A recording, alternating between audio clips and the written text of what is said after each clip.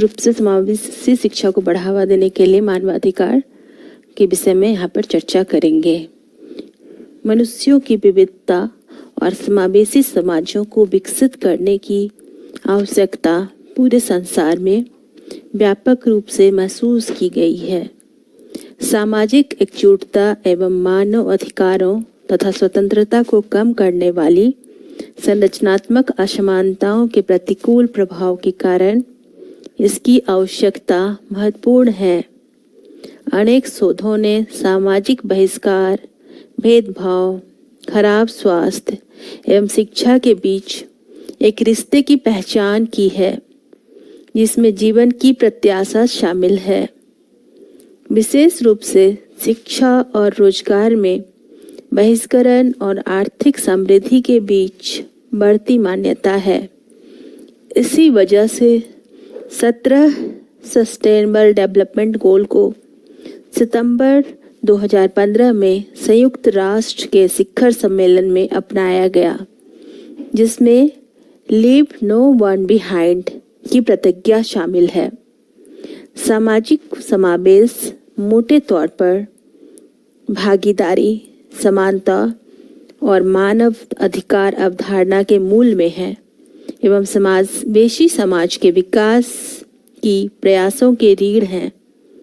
समावेशी समाज को यूनेस्को द्वारा सभी के लिए एक समाज के रूप में परिभाषित किया गया है, जिसमें प्रत्येक व्यक्ति की सक्रिय भूमिका है तथा यह समाज समानता, सामाजिक न्याय, मानवाधिकारों एवं स्वतंत्रता के मूल मूल्यों पर आधारित है। दुनिया भर में विकलांग लोग सबसे अधिक हाशिए पर हैं। यह विकासशील एवं विकसित दोनों देशों की सच्चाई है। विकलांग लोगों की अधिकार के लिए समावेश की अवधारणा उसके विशेष महत्व की व्याख्या करता है। विकलांग लोगों की रोजगार दर सामान्य लोगों से काफ़ी कम है। विकलांग लोगों को जीवन के सभी क्षेत्रों में कई समस्याओं या बाधाओं का सामना करना पड़ता है, जिससे अक्सर उन्हें अलगाव और बहिष्कार झेलना पड़ता है। समावेशी शिक्षा सामाजिक समावेश का मार्ग है। समावेशी शिक्षा और सामाजिक समावेशन के बीच संबंध को काफ़ी शोधों द्वारा पुष्टि की गई है और निष्कर्ष निकाला गया है कि समावेशी शिक्षा समाज के लिए आवश्यक है। समावेशी शिक्षा विकलांगों के साथ और बिना छात्रों के बीच सहकर्मी संबंध और दोस्ती का अवसर बढ़ाता है। यह विकलांग छात्रों के लिए बेहतर सामाजिक और शैक्षणिक माहौल उत्पन्न करता है। यह विकलांग छात्रों के लिए अवकाश, गतिविधियों में भाग लेने के अवसर बढ़ाता है। यह उनके भागीदारी के अवसर को भी बढ़ाता है, जबकि अलग अलग वाली व्यवस्था सामाजिक रूप से शामिल किए बिना किए गए विकलांग छात्रों की क्षमता को सीमित करती है। यह ध्यान देने योग्य है कि विकलांग छात्रों के लिए सामाजिक और शैक्षणिक परिणामों के बारे में निष्कर्ष पिछले 40 वर्षों में अनुसंधान के एक निकाय को दर्शाते हैं। ये स्थापित करते हुए कि समावेशी शिक्षा विकलांग छात्रों के लिए बेहतर सामाजिक और शैक्षणिक परिणाम उत्पन्न करती है। समावेशी शिक्षा व्यवस्था विकलांग छात्रों के लिए पर्याप्त और दीर्घकालिक लाभ प्रदान करती है एवं विकलांग छात्रों के साथ शिक्षित सामान्य शिक्षा कक्षाओं में अपने साथियों को अलग करते हैं। सामान्य शिक्षा व्यवस्था में छात्रों के लिए शैक्षणिक और सामाजिक परिणाम अलग अलग होते हैं। प्रासंगिक रूप से 2016 की हेहिर समीक्षा और 2018 को EASNIEE समीक्षा दोनों में संयुक्त राष्ट्र संधि निकाय द्वारा प्रदान की गई समावेशी शिक्षा की परिभाषा को अपनाया, जिसमें विकलांग व्यक्तियों के अधिकारों पर संयुक्त राष्ट्र कन्वेंशन के कार्यान्वयन की देखरेख करने का आरोप लगाया है। मोटे तौर पर यह ऐसे उपकरण हैं जो मानवाधिकार संधि के विशिष्ट पहलुओं का विश्लेषण, व्याख्या और स्पष्टीकरण करते हैं। और राज्य दलों को कार्यान्वयन मार्गदर्शन प्रदान करते हैं।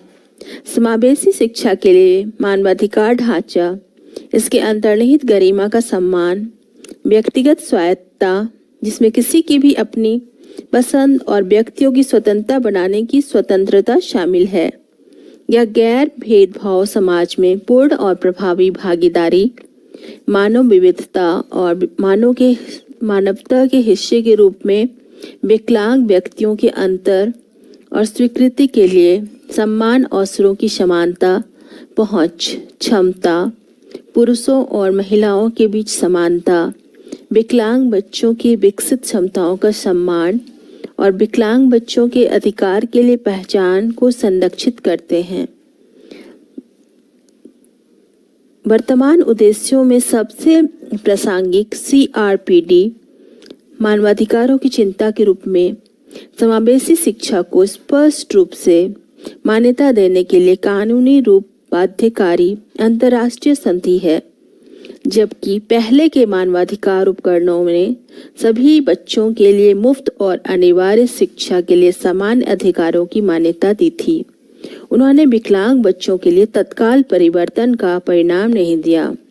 1990 तक शिक्षा के लिए विश्व घोषणा पत्र में विकलांग लोगों के लिए संदर्भ के साथ और सभी के लिए शिक्षा के प्रति प्रतिबद्धता की घोषणा की गई, जिसे 4 साल बाद विशेष आवश्यकताओं के शिक्षा पर विश्व सम्मेलन में पेश किया गया था। विशेष रूप से नियमित स्कूलों में विकलांग छात्रों की समीक्षा का समर्थन किया गया।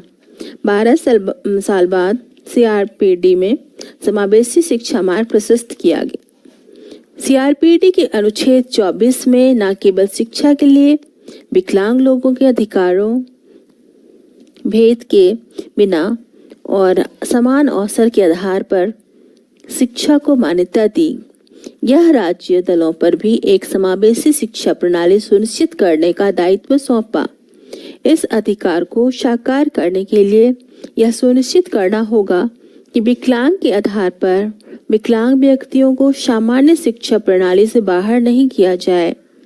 विकलांग व्यक्ति एक समावेशी गुणवत्ता और मुफ्त प्राथमिक और माध्यमिक शिक्षा को उन समुदायों में दूसरों के साथ समान आधार पर प्राप्त कर सकते हैं जिनमें वे रहते हैं। विकलांग लोगों को उनकी प्रभावी शिक्षा की सुविधा के लिए सामान्य शिक्षा प्रणाली के भीतर आवश्यक समर्थन प्राप्त हो।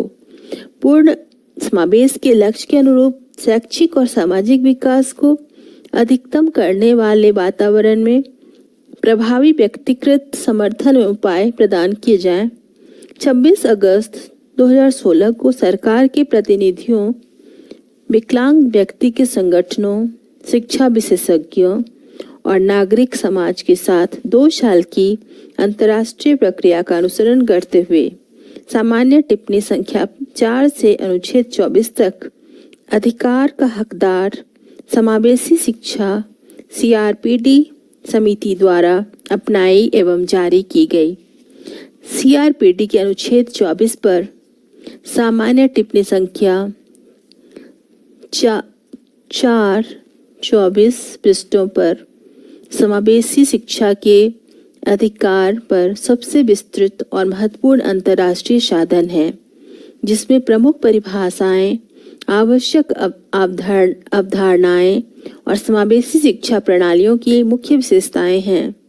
विशेष रूप से अनुच्छेद 24 और सामान्य टिप्पणी नंबर 4 यह स्पष्ट करता है कि समावेशी शिक्षा वह साधन है जिसके द्वारा विकलांग छात्रों पर शिक्षा के लिए उनके सार्वभौमिक मानवाधिकार का एहसास होता है। दूसरे शब्दों में, विकलांग छात्रों को समावेशी शिक्षा से वंचित करना उनके मौलिक शिक्षा के अधिकार का उल्लंघन है। सामान्य टिप्पणी नंबर 4 द्वारा की गई सबसे महत्वपूर्ण स्पष्टीकरण वह परिभाषाएं हैं जो यह अनुच्छेद 11 में प्रदान करती है, जहां यह समावेशी शिक्षा को परिभाषित करने और इससे बहिष्करण, अलगाव और एकीकरण की अवधारणाओं से अलग करना चाहती है। अनुच्छेद 11 यह भी स्पष्ट करता है कि उपयुक्त संरचनात्मक परिवर्तनों के बिना नियमित कक्षाओं में विकलांग छात्रों को रखना उदाहरण के लिए संगठन, पाठ्यक्रम और शिक्षण एवं सीखने के रणनीतियों में शामिल नहीं है। विकलांग छात्रों के लिए अलग अलग शिक्षा भेदभाव के रूप हैं। सामान्य टिप्पणी नंबर 4 पैरा 30 में यह भी स्पष्ट करता है कि विकलांग छात्रों को उचित आवास से वंचित करना, भेदभाव का गठन करना और उचित आवास प्रदान करने का कर्तव्य राजदलों का तुरंत लागू दायित्व है।